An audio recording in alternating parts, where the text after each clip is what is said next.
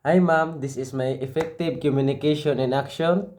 Communication is the backbone of human interaction, and speech is one of the most powerful tools we have to convey our thoughts, ideas, and emotion. Effective communication in speech is crucial in various aspects of life, including personal relationships, education, business, and public speaking. To communicate effectively through speech, one must consider several factors. Firstly, clarity is essential. The speaker should enunciate clearly, use simple language, and avoid jargon or technical terms that might confuse the audience. Secondly, confidence is key.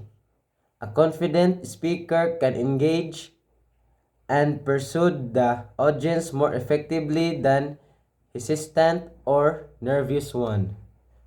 Nonverbal cues such as body language and tone of voice also playing significant role in effective communication.